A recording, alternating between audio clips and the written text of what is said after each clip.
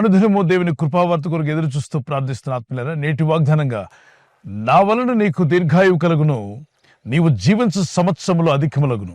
సామెతలు 9:11.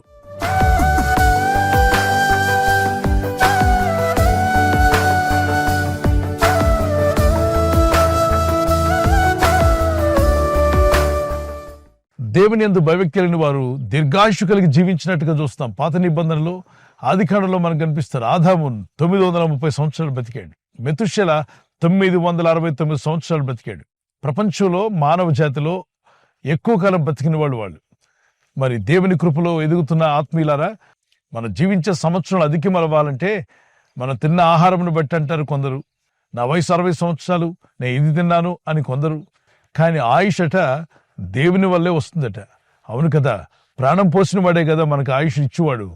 ఆయన కృప చూపించకపోతే ఎంత మంచి ఆహారం తీసుకున్నా, న్యూట్రిషనల్ ఫుడ్ తీసుకోవాలి మంచిదే, కానీ ఎంత మంచి న్యూట్రిషన్ ఫుడ్ తీసుకున్నా, ఎంత మంచిగా వ్యాయామం చేస్తున్నా, మరి అన్ని రకాల ఆరోగ్య సూత్రాలు పాటిస్తున్నా ఆయుష్ దేవుని చేతిలోనే ఉంది.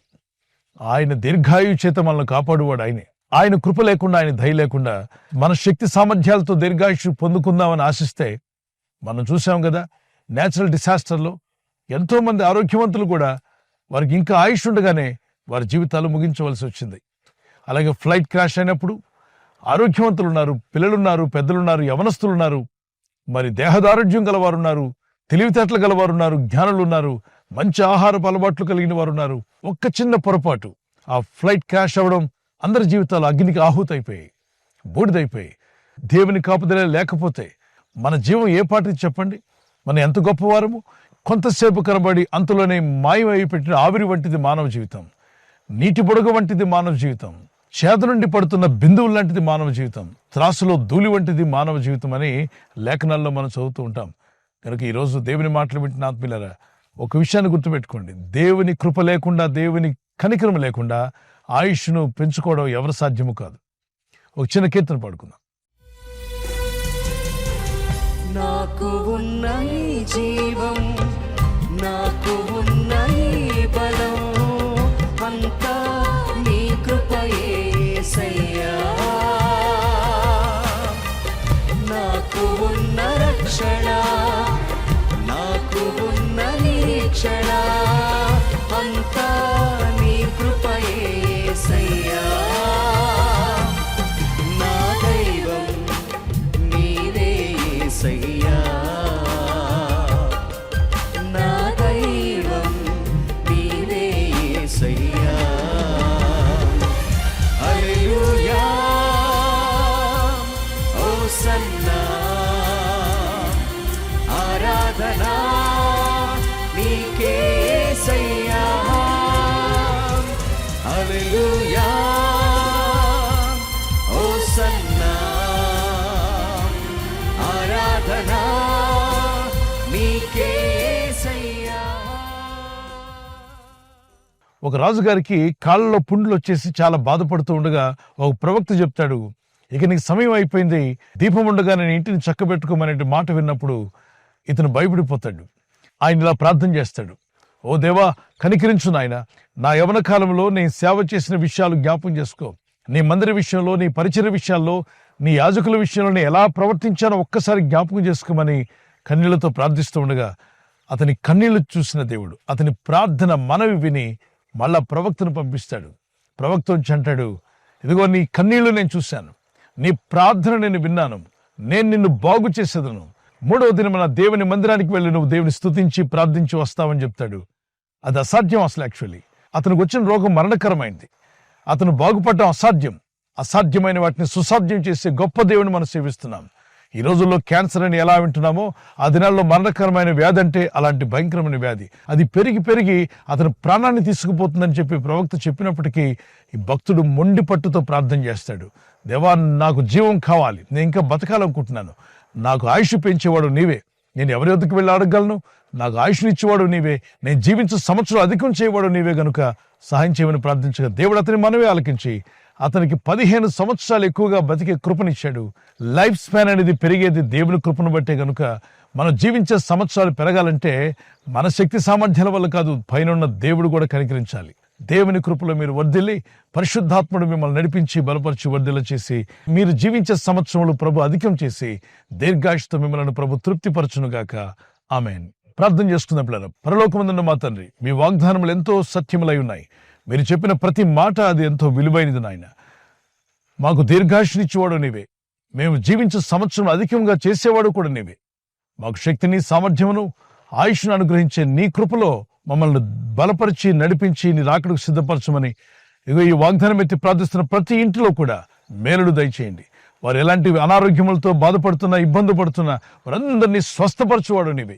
మరణకరమైన రోగము నుండి హిజ్కియా అనే రాజు అతను చేసిన ప్రార్థన విని అతని కన్నీళ్లు చూసి అతనిపై కనికరించి బాగు చేసిన ప్రభువా, ఈరోజు కన్నీళ్లతో ప్రార్థిస్తున్న నీ బిడ్డలను జ్ఞాపం చేసుకుని వీరికి కలిగిన మరణకరమైన రోగాలు, వ్యాధులు, సమస్యలు అవి ఏవైనా సరే తొలగించగల శక్తివంతుడైన నీ నామములో ప్రార్థిస్తుండగా ఈ ప్రజలందరికీ విడుదల, స్వస్థత, సమాధానం కలుగునుగాక. వీరు జీవించే సంవత్సరంలో నీ చిత్త ప్రకారంగా అధికమవునుగాక.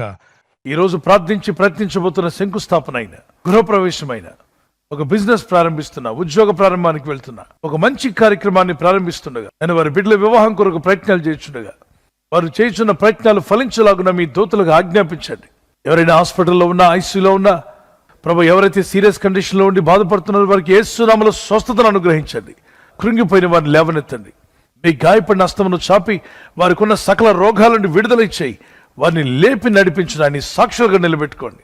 ఈ ఉదయకాలం ప్రతి రోగి యేసు నామములో స్వస్థత నొందునుగాక.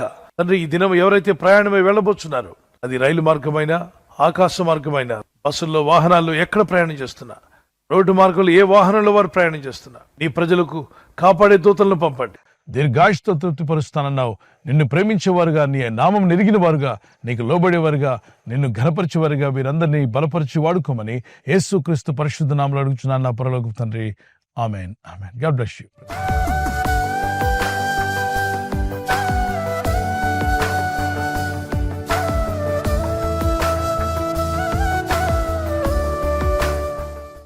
బర్త్డే జరుపుకుని హ్యాపీ బర్త్డే టు యూ.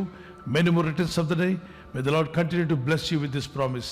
మీ కొరకు మా ప్రార్థన వాగ్దానము యెషయా 41:10, Isaiah chapter 41 verse 10. I will uphold you with my righteous right hand, the Lord says.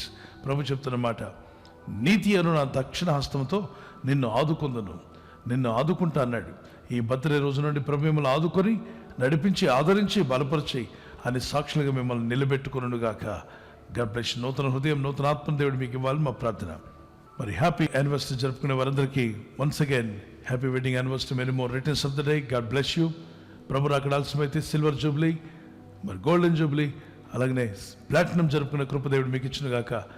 నీవు జలములలో పడి దాటినప్పుడు నీవు నాకు తోడయ్యుందును. ఇక్కడ అంటాడు, నీవు జలములలో పడి దాటినప్పుడు నేను నీకు తోడయ్యుందును. When you pass through the waters I will be with you. What does it mean అంటే, సమస్యల్లో, బాధల్లో, ఇబ్బందుల్లో వెళ్తున్నప్పుడు ప్రభు మీతో కూడా ఉంటా అన్నాడు. ఆయన మీతో ఉండేవాడు, బలపరచేవాడు, నడిపించేవాడు. ఈ వాగ్దానం మీ పట్ల నెరవేరునుగాక. భార్య పట్ల భర్త, భర్త పట్ల భార్య ప్రేమానురాగం కలిగి జీవించడానికి పరిశుద్ధాత్మను మీకు సహాయం దయచేయునుగాక. God bless you.